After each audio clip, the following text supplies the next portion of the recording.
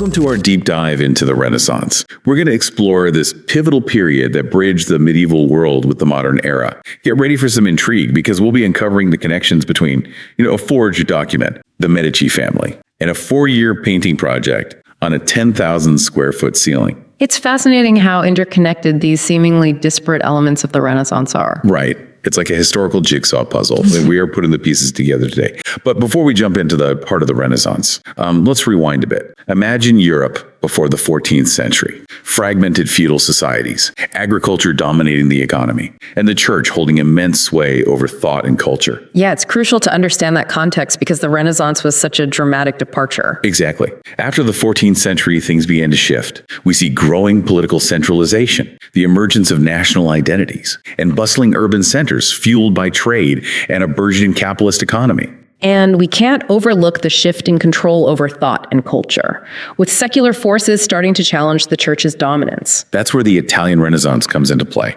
This period, spanning from 1375 to 1527, was like the big bang of this transformative era. But why Italy? Why this specific time frame? Well, Italy at that time wasn't a unified nation, but a collection of independent city-states. This resulted in fierce competition and a constant exchange of ideas, perfect for fostering innovation. So it was like a pressure cooker of creativity. And these city-states like Florence, Venice, Milan, and the Papal States, they were more than just pretty places. They were economic powerhouses. Right. They were hubs of trade and commerce, which brought in significant wealth, allowing art and culture to flourish. However, this prosperity didn't come without its share of drama. Intense social strife and power struggles were also part of the package. So it wasn't all idyllic paintings and enlightened discussions. Not exactly. Imagine a cauldron of clashing ambitions. Old money versus new money, the middle class jostling for position, and the poor struggling to survive. To maintain a semblance of order in this chaotic environment, many city-states turned to despots,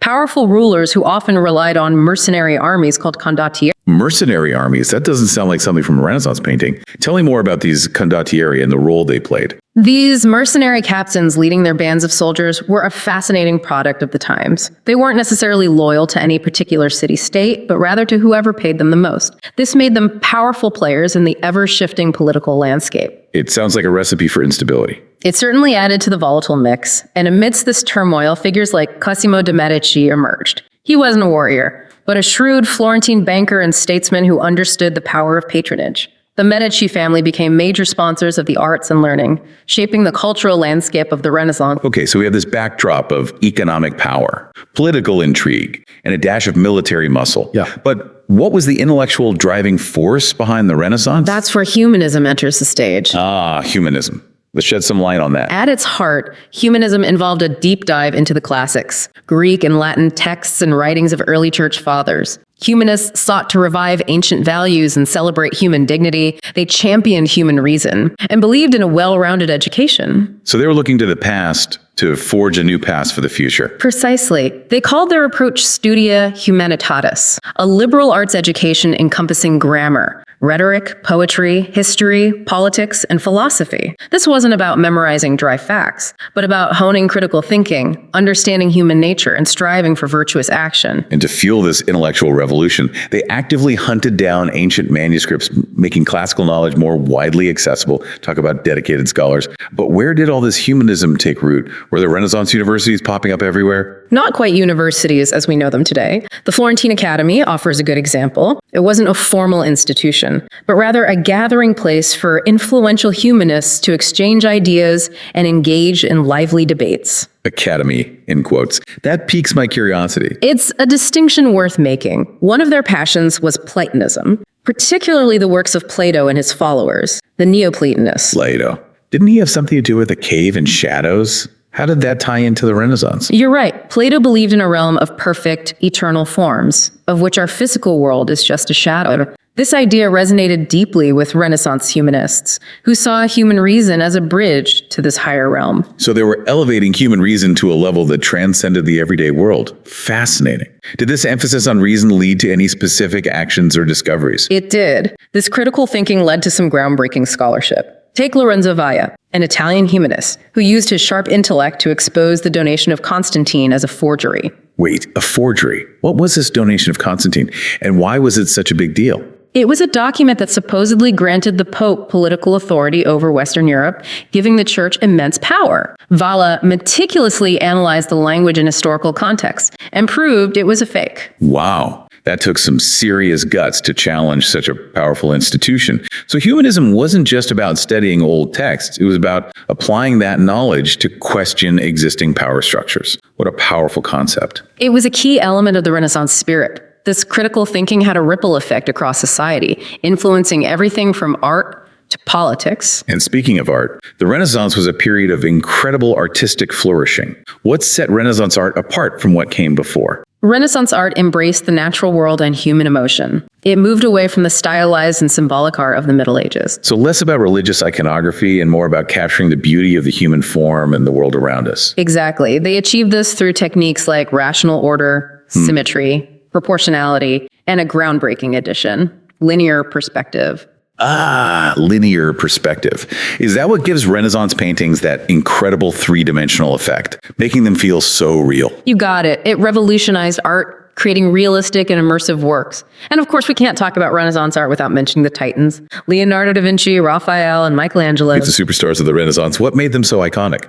Leonardo da Vinci was the embodiment of the Renaissance ideal, a true polymath. He was a painter, advisor, engineer, scientist, and more. His Mona Lisa, with that enigmatic smile, remains one of the world's most famous paintings. A true Renaissance man. What about Raphael? I've heard of his incredible frescoes. You're thinking of the School of Athens, a massive fresco in the Vatican. It depicts great thinkers from antiquity gathered together, symbolizing the Renaissance's reverence for classical learning. And Michelangelo. He's the one who painted the Sistine Chapel ceiling right. That must have been a monumental task. Imagine painting a 10,000 square foot ceiling with 343 figures over 4 years. It's a testament to his dedication and artistic brilliance. And let's not forget his iconic 18-foot marble statue of David, another masterpiece capturing the Renaissance spirit. Okay, so we have this vibrant tapestry of art and intellectual ferment happening in Italy, but something tells me things are about to get a bit more complicated. You're right. The Italian Renaissance was a period of immense creativity, but also of significant political turmoil. And that's where the French invasions enter the picture. Oh, this sounds like trouble is brewing. Tell me more. The French invasions. I bet that threw a wrench into the flourishing Italian Renaissance. What was the catalyst for this construct? It all began in 1494 with King Charles VIII of France. He had his eyes set on the Italian peninsula. Enticed by its wealth and cultural influence, he was actually invited by the ruler of Milan to help weaken Naples. But Charles had his own agenda and essentially stormed through Italy with his army. So the Italian city-states weren't exactly united in the face of this foreign threat. Not at all. They were constantly vying for power and often formed alliances with foreign powers to gain an advantage, playing a dangerous game of political chess. I can only imagine the drama that unfolded. Let's just say it was a period of intense political maneuvering and backstabbing. Pope Alexander VI, a notorious member of the Borgia family, added fuel to the fire. His children, Caesar and Lucrezia, were equally infamous figures, known for their ambition and ruthlessness. The Borgias, they're the stuff of legends. Or perhaps nightmares. Weren't they involved in all sorts of scandals and power plays? To put it mildly, the Borgias were masters of intrigue and manipulation, and they were deeply entangled in the power struggles of the time. After Charles VIII was driven out of Italy, King Louis XII of France took his turn, allying with Pope Alexander VI to seize control of Milan and parts of Naples. So the French were determined to make their mark on Italy. Did the Italians just roll over and accept this foreign domination? Not quite. The Italians fought back, and the conflict became a complex web of shifting alliances and betrayals. Enter Pope Julius II, known as the Warrior Pope. This pope wasn't content to sit on the sidelines. He personally led armies against the French, and eventually drove them out. A warrior pope. Now that's an image that clashes with the traditional view of a spiritual leader. Did this conflict eventually come to an end? Not without leaving a lasting impact on Italy. The French weren't done yet. Francis I, who ruled France from 1515 to 1547, launched another invasion. Adding to the chaos and instability, this back-and-forth struggle ultimately led to the decline of Italian political power and fueled the Habsburg-Valois Wars, a series of conflicts between Spain and France that would dominate European politics for decades. Wow. So while the Italian Renaissance was a period of incredible artistic and intellectual flourishing, it was also a time of intense political turmoil. How did this tumultuous environment shape the thinking of Italian intellectuals? One figure who grappled with these turbulent times was Niccolo Machiavelli, a political theorist who witnessed firsthand the chaos and brutality of the French invasions. Ah, Machiavelli, the author of The Prince. Isn't that the book that advocates for rulers to be cunning and ruthless, that the ends justify the means? His work is often simplified and misinterpreted. Machiavelli was deeply concerned with the fate of Italy. He believed that Italian unity and independence were paramount, even if achieving them required unconventional and sometimes morally ambiguous methods. Unconventional methods. Could you give me a specific example from his work? He argued that a ruler needed a certain quality, which he called virtue. It wasn't just about being morally good, it was about possessing the strength, cunning, and decisiveness to do whatever was necessary to secure the state, even if it meant bending the rules or resorting to force. Virtue. So it was about effectiveness rather than always adhering to strict moral principles. That sounds like a pretty radical idea, especially for that time. It was a departure from traditional political philosophy, which often emphasized the moral virtues of a ruler. Machiavelli, witnessing the brutal realities of power politics, took a more pragmatic approach. He believed that in a world where others weren't playing by the rules, a ruler had to be willing to fight fire with fire to protect the state and its people. His ideas have certainly stirred debate for centuries. They have, and for good reason. His most famous work, The Prince, published in 1513, laid out his controversial philosophy. He argued that sometimes a ruler had to resort to deception, manipulation, or even violence to achieve their goals, always with the stability and well-being of the state in mind. The Prince has certainly become a handbook for ruthless rulers throughout history, hasn't it? It's often seen that way. But it's important to remember that Machiavelli wasn't advocating for tyranny for its own sake. He believed that these unconventional methods should be temporary measures, used only when absolutely necessary to establish order and security. His ultimate hope was for a strong and unified Italy, led by a leader who possessed virtue and could restore its former glory. So he was a product of his time, responding to the specific challenges of a politically fragmented and volatile Italy. It's fascinating how his ideas, born out of chaos and conflict, continue to spark debate and controversy even today. Absolutely. The Prince forces us to confront uncomfortable questions about the nature of power, the ethics of leadership, and the sometimes difficult choices that leaders have to make in a world that isn't always black and white. It sounds like Machiavelli was a realist who understood that the pursuit of power could be a dirty business, and that sometimes a ruler had to get their hands dirty to protect their state. Yeah. But while Italy was experiencing this turmoil, what was happening in the rest of Europe? Were other countries going through similar upheavals? There was a broader trend taking shape across Europe after 1450, the revival of monarchy. The revival monarchy, you mean kings were becoming more powerful? I thought the Renaissance was all about challenging authority. It's an interesting paradox. While humanism emphasized individual potential and critical thinking, there was also a growing trend towards stronger, more centralized monarchies. Europe was transitioning away from fragmented feudal systems, where power was dispersed among various lords and nobles, towards a model where the king held more direct authority. So it was a shift from decentralized to centralized power. Yeah. What were the driving forces behind this change? Several factors contributed to this shift. The rise of towns and the growing influence of the merchant class played a significant role. Merchants often saw a strong monarchy as beneficial for trade and stability. They preferred dealing with one central authority, rather than navigating a complex web of local rulers. That makes sense. A stable kingdom is good for business. Were there any other factors at play? The concept of the sovereign state was gaining traction. This idea placed the monarch at the top of the power pyramid, with supreme authority over taxation, war-making, and law enforcement. Power shifted away from semi-autonomous vassals and towards the central authority of the king. So taxes, wars, and laws were becoming national matters, controlled by the king, rather than regional issues handled by local lords. That's a pretty significant change in how power was structured. It was a fundamental shift that shapes the political landscape of Europe. And this trend played out in different ways across various countries. I'm curious to see how this revival of monarchy unfolded in specific countries. Can you give us some examples?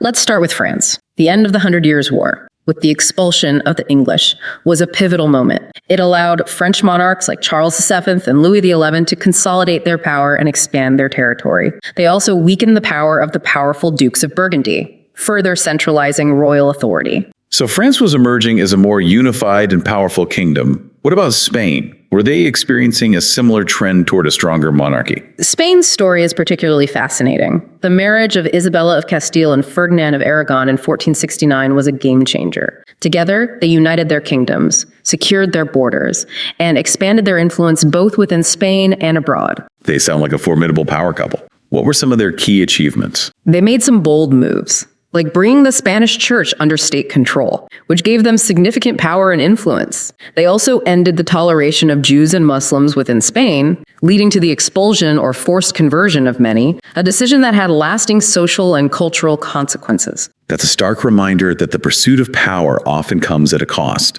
Were there any other significant events during their reign? Perhaps the most impactful decision was sponsoring Christopher Columbus's voyage in 1492. This fateful voyage, while intended to find a westward route to Asia, led to the discovery of the Americas and the establishment of the vast Spanish Empire in the New World. Spain was propelled to the forefront of global power, thanks in part to Isabella and Ferdinand's ambition and willingness to take risks. It's amazing how one voyage could have such a profound impact on the course of history. So France and Spain were consolidating into stronger monarchies. What about England? Were they following the same path? England was also experiencing a shift toward a stronger monarchy, but their path was a bit more turbulent. They went through a period of intense internal conflict known as the Wars of the Roses, a bloody struggle for the throne between the houses of Lancaster and York. So, not exactly a peaceful transition of power. Who emerged victorious from this conflict? Henry VI, the first Tudor monarch, emerged from the chaos as the victor. He was determined to consolidate royal authority and prevent further instability. He established a special royal court called the Star Chamber, which allowed him to bypass the traditional legal system and exert greater control over the nobility. It sounds like Henry VI was a shrewd politician who knew how to play the game of power. So it seems like the trend towards stronger monarchies was pretty widespread across Europe. Were there any exceptions to this rule? Were any countries resisting this centralization of power? Yes. There were a couple of notable exceptions. Germany and Italy, the Holy Roman Empire, a vast and complex entity encompassing much of Germany and Italy, remained fragmented. Why was that? What made them different from France, Spain, and England? The Holy Roman Emperor, unlike other European monarchs, had limited power. The empire was a patchwork of hundreds of semi-autonomous entities, including powerful prince-bishops, dukes, and free cities. The emperor was elected by a group of powerful princes, and his authority was constantly challenged. So the emperor was more a figurehead than an absolute ruler. In many ways, yes. The 1356 Golden Bull, a key document in the history of the Holy Roman Empire, established a 7-member electoral college to choose the emperor. While this provided a framework for choosing a leader, it also reinforced the decentralized nature of the empire and limited the emperor's ability to exert control. It sounds like the Holy Roman Empire was a constant balancing act. Yeah. With the emperor trying to maintain some semblance of unity, while powerful local rulers jealously guarded their autonomy. No wonder it remained fragmented while other parts of Europe were coalescing into stronger kingdoms. It was a unique political landscape, and it had significant consequences for both Germany and Italy. It prevented the emergence of strong national monarchies and contributed to the ongoing political divisions that would plague both regions for centuries to come. So while France, Spain, and England were marching toward greater centralization, Germany and Italy remained stuck in a more decentralized and fragmented political system. Fascinating. But I want to circle back to the Renaissance and its broader impact beyond Italy.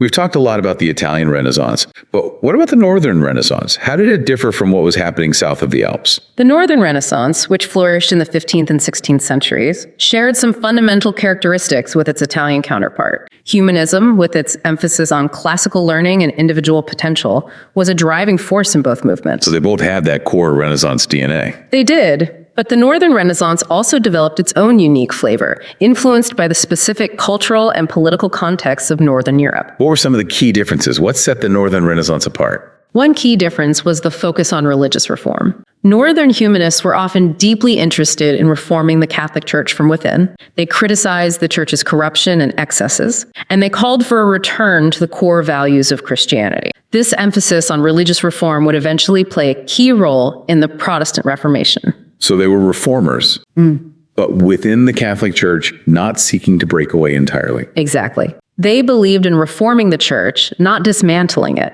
They wanted to make it more spiritually focused and less concerned with worldly power and wealth. This reformist impulse would eventually lead to a clash with the Catholic Church, culminating in the Protestant Reformation. That's an important point. The Northern Renaissance was laying the groundwork for a major religious upheaval. Were there any other key differences between the Northern and Italian Renaissances? Another major influence on the Northern Renaissance was the invention of the printing press. Ah, the printing press. That must have been a game changer for spreading knowledge and ideas. It was a revolutionary technology, Johann Gutenberg's invention of the printing press with movable type in Mainz, Germany. In the mid-15th century, it transformed communication. Books, which were once expensive and time-consuming to produce, could now be printed quickly and cheaply, making them accessible to a much wider audience. I bet that had a huge impact on education and literacy. Absolutely. The printing press led to a surge in demand for books. Fueled by rising literacy rates, cheaper paper production made it possible to print even more books and pamphlets, spreading knowledge and ideas like wildfire. By 1500, over 200 European cities had printing presses,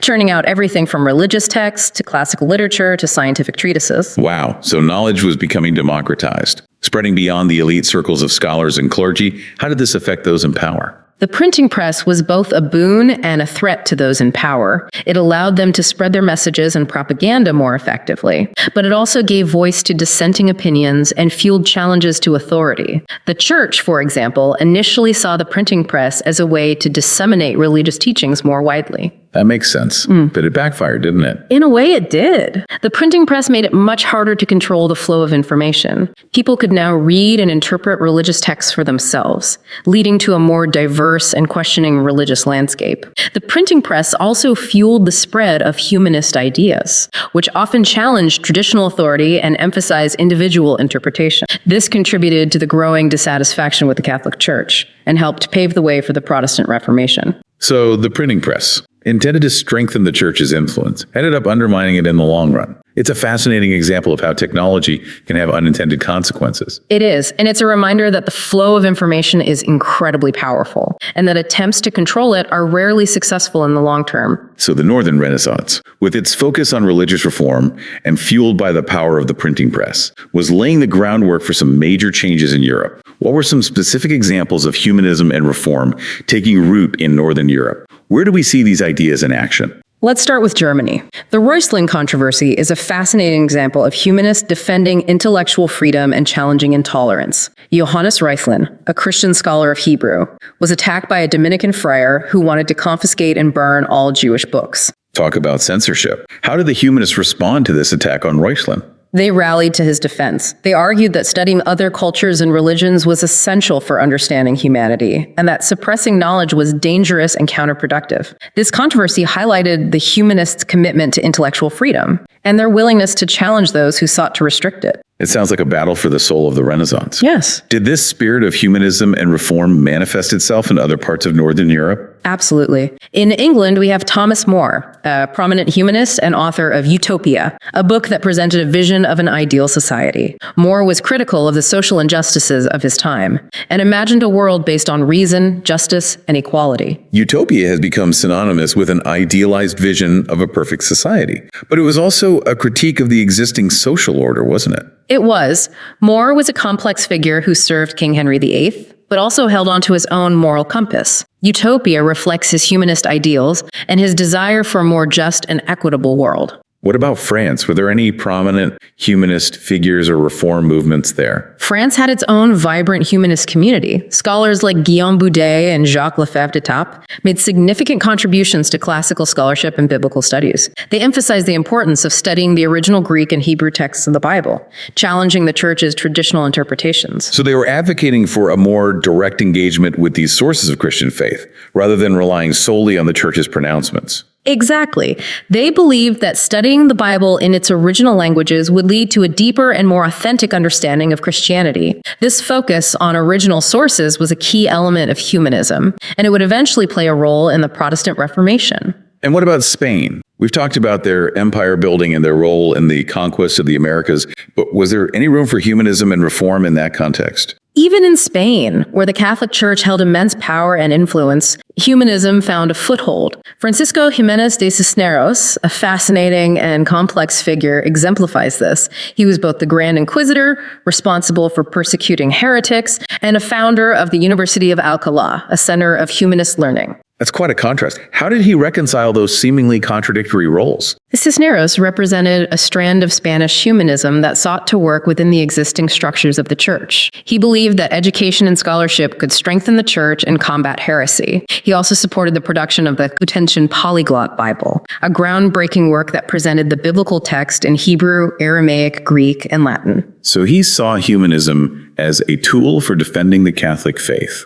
rather than a challenge to it. Exactly. He believed that a deeper understanding of the Bible and the Church's teachings would ultimately strengthen the faith and combat heresy. His approach highlights the diverse ways in which humanism manifested itself in different contexts. It's a reminder that the Renaissance wasn't a monolithic movement. It took on different forms and served different agendas depending on the time and place. But one thing that seems to have been a constant throughout the Renaissance, both in Italy and Northern Europe, was this insatiable curiosity about the world, this desire to explore and discover new things. And that brings us to the age of exploration. Europe was expanding its reach across the globe during this period, wasn't it? Absolutely.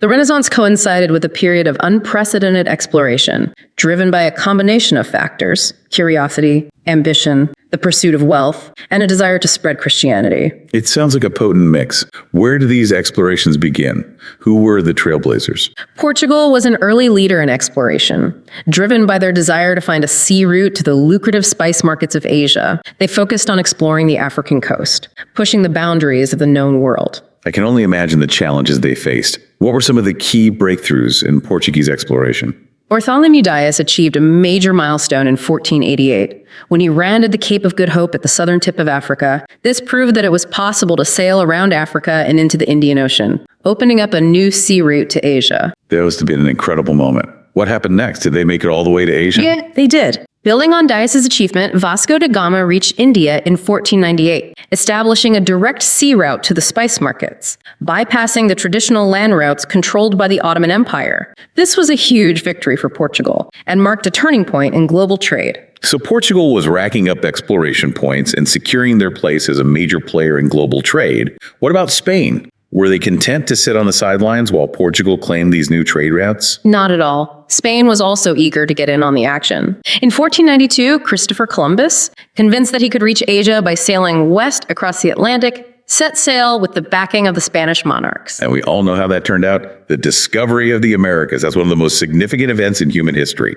It was a moment that would forever change the course of history. Columbus, however, never realized that he had stumbled upon a new continent. He believed he had reached islands off the coast of Asia and called the native inhabitants Indians, a misnomer that has persisted for centuries. A bit of a geographical mix-up. But his voyages opened up a whole new world to European exploration and colonization, didn't they? They did, but it's important to acknowledge the devastating consequences for the indigenous populations of the Americas. European diseases like smallpox and measles, to which Native Americans had no immunity, ravaged their communities, killing millions. This tragic loss of life is a dark chapter in the story of European exploration. It's a stark reminder that even the most momentous discoveries can come at a terrible cost. But the exploration didn't stop with Columbus, did it? Were there any other significant voyages during this period? The age of exploration was just getting started. Amerigo Vespucci, an Italian explorer sailing for Spain and Portugal, played a key role in mapping the coast of South America.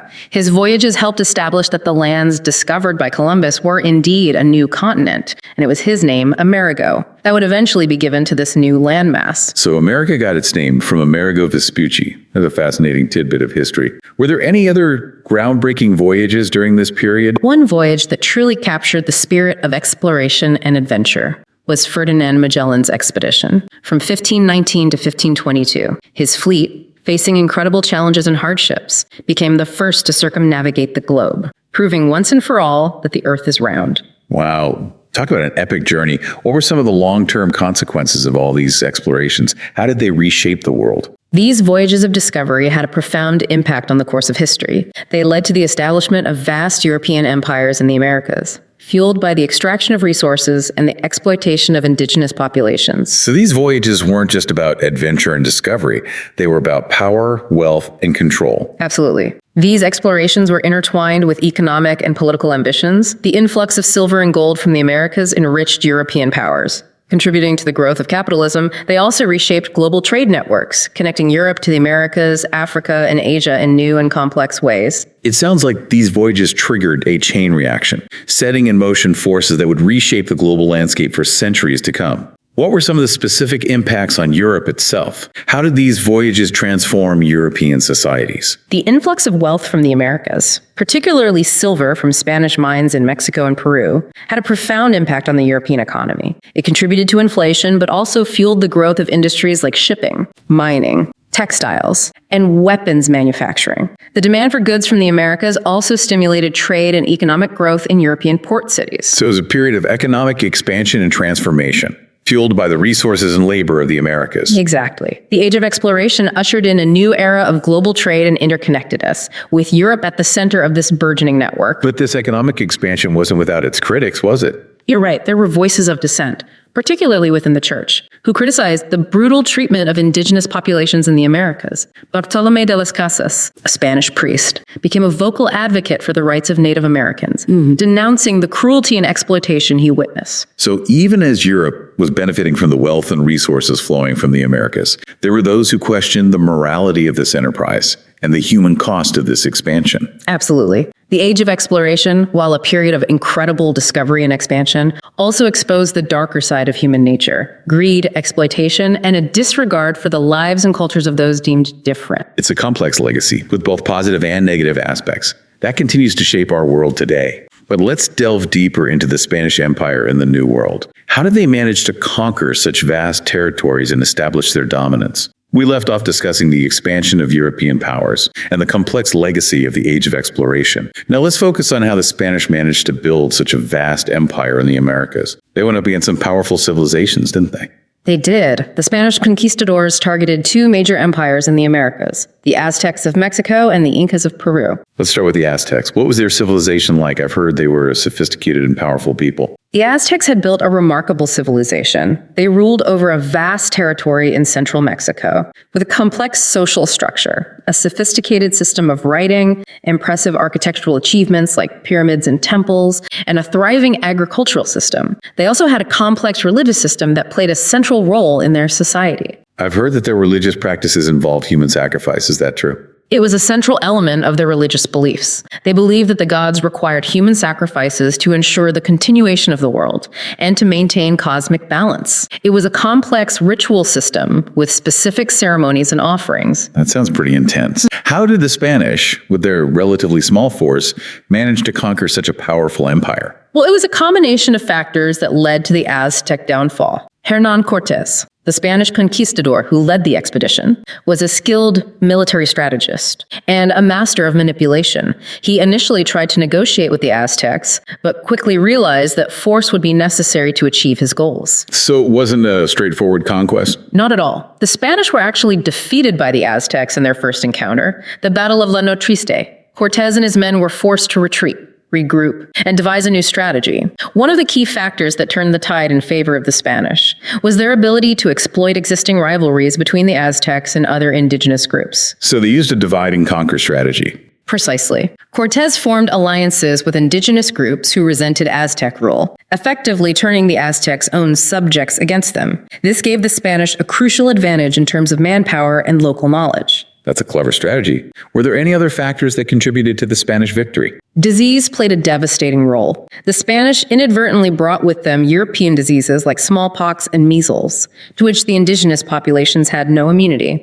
These diseases swept through the Aztec Empire, weakening their defenses and demoralizing their warriors. That's a tragic consequence of European exploration, the unintentional spread of deadly diseases. It must have seemed like a curse to the Aztecs. It would have been a terrifying and bewildering experience for them, as they had no understanding of these new diseases or how to treat them. So a combination of military strategy, indigenous alliances, and disease paved the way for the Spanish conquest of the Aztecs. What about the Inca Empire? Did they face a similar fate? The Incas, who ruled over a vast territory in South America, spanning from modern-day Colombia to Chile, also met a tragic end at the hands of the Spanish. Francisco Pizarro, another ambitious conquistador, led the expedition that toppled the Inca Empire. Were there any similarities between the conquest of the Incas and the conquest of the Aztecs? There were some striking parallels. Pizarro, like Cortés, was a shrewd and ruthless leader. He too exploited internal divisions within the Inca Empire, which was weakened by a recent civil war between two brothers vying for the throne.